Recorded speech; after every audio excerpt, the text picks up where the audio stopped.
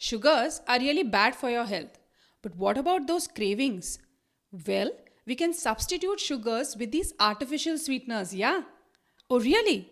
But what about those calories? I am on a weight loss journey. Nothing to worry about. They are very minimal in calories and will help you in losing weight faster. And your sugar cravings will be satisfied too. If you are one of those thinking the same way, stop right away. Hi, I'm Avanti Deshpaande, a clinical nutritionist, author, speaker, entrepreneur, and a fit mom. Welcome to my podcast, Eat Smart with Avanti. And in this series, which is known as Eat Smart Shorts, we will be discussing the latest health trends and news. Artificial sweeteners, simply called as non-nutritive sweeteners or non-sugar sweeteners, are all synthetic and natural occurring modified non-nutritive sweeteners as they are classified as sugar and becoming immensely popular nowadays, especially for the diet freaks, and have occupied the market of around 500 crores or more.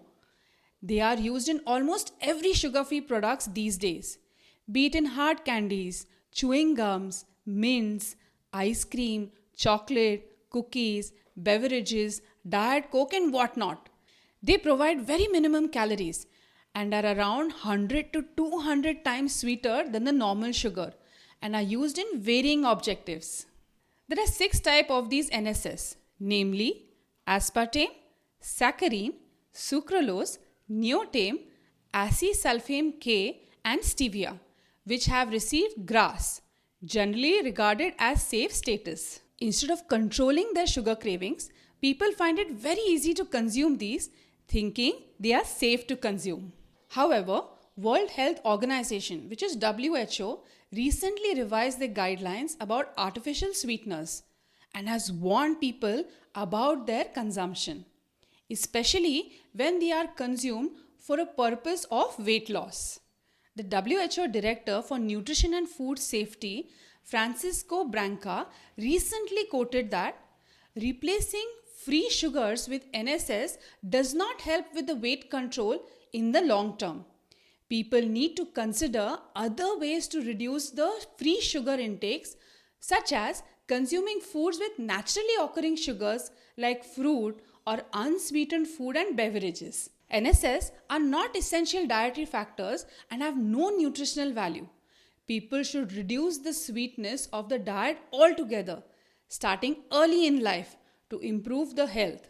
However, these WHO recommendations are for all individuals except for those who have pre-existing diabetes. These recommendations also do not apply for personal care and hygiene products containing NSS. There are varied number of researches that positively correlate the consumption of NSS over a long period of time with the risk of cardiovascular diseases, which is CVDs, type 2 diabetes, and some mental health disorders and mortality. Many people think they will be able to lose weight with these, but instead they interfere with the body's capacity to control the intake and thus lead to overeating and ultimately weight gain. Research carried out by Burke MV et al. Found that daily intake of non-calorie sweeteners can trick the brain by encouraging sugar cravings and addiction. NSS has been shown to lower the serotonin levels, which is one of the neurotransmitters, and also requires additional stimuli to obtain the same rewarding effect as compared to that of sugars, as quoted in a research by Domingos et al. Another research of 4,000 people found that higher consumption of erythritol, an artificial sweetener, has elevated the risk of experiencing a major adverse cardiac event such as heart attack, stroke, or even death.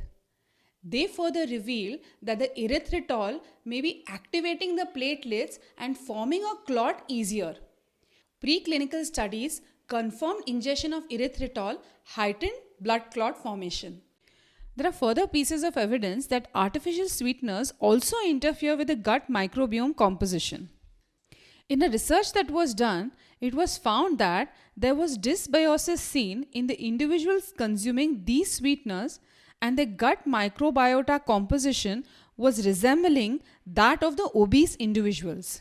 Further, there was a correlation seen between the artificial sweeteners and insulin resistance. Mathur et al. Researched this effect and found that most people who consumed artificial sweeteners had higher insulin resistance as compared to those who did not consume it. There is a strong need to put a strict warning signs on nutrition labeling about the substantial consumption of artificial sweeteners in food products and beverages. Kids also become addicted to these products, which may hinder the growth and development. They may increase the cravings, leading to an increase in the menace of the childhood obesity seen in them. Therefore, it is very important to limit the intake and, if possible, avoid them altogether in day-to-day diet. Hope you liked today's episode. If you would like to know anything about the latest trends in health and nutrition, do write in to us. Are you following us on YouTube? Do so that you get to know the latest in health and nutrition. Do follow the podcast for many more coming up soon.